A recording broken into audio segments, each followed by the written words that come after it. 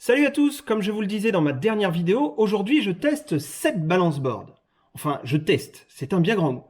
Disons que je vais essayer de pas être trop ridicule dessus.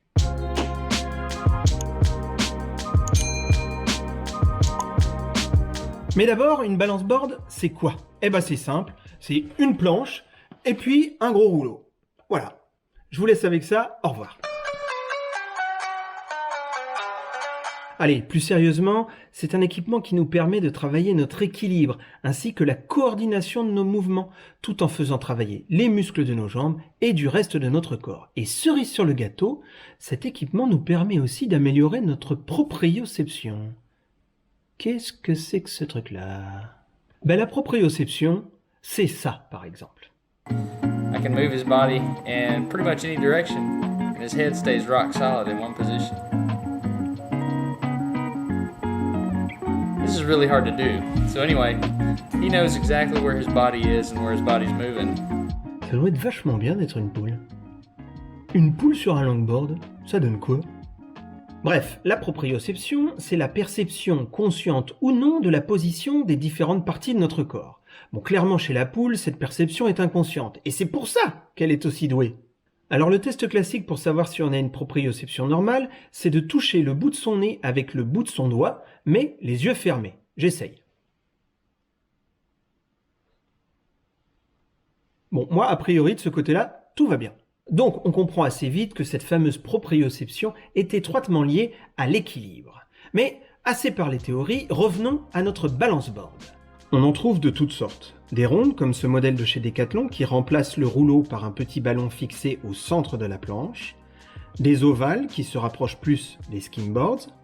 Il y a aussi des modèles où la planche est carrément incurvée, et du coup, plus besoin de rouleau. Moi, j'ai pris un modèle de la marque Epic que j'ai trouvé chez Black Cross à un peu moins de 100 €. Mais les prix pour les balance boards varient entre une vingtaine d'euros pour le modèle de chez Decathlon par exemple, à quasiment 200 € pour les très belles boards de chez Indoboard. Et si vous n'avez pas envie de dépenser d'argent pour ça, vous pouvez très facilement vous en fabriquer une. Il y a plein de tutos sur internet qui vous guideront. Autre solution, en ces temps confinés où il est difficile d'aller rider, vous pouvez aussi transformer votre longboard en balance board. Pour cela, je vous invite à regarder l'excellente vidéo de Lotfi Lamahali qui vous explique comment faire. Bon, assez parlé, place à la pratique. On se retrouve dehors, mais pendant que je me prépare, je vous montre un petit florilège de ce qu'on peut faire avec une balance board.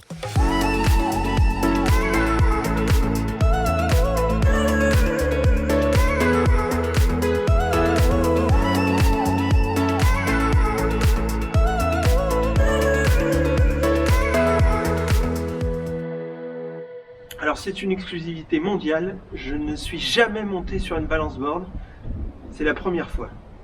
J'ai un peu les miquettes.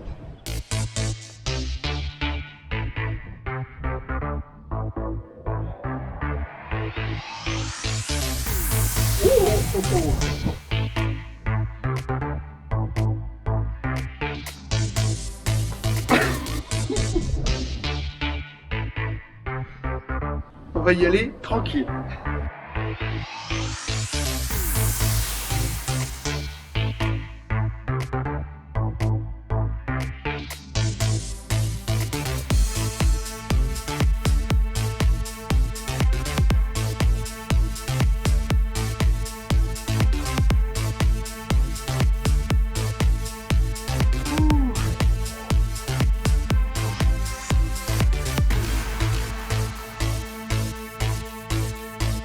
J'ai la pluie qui va s'en mêler, ça c'est moins cool. Alors, on joue vachement avec les bras en fait. J'imagine qu'avec l'expérience, on peut se détendre un peu.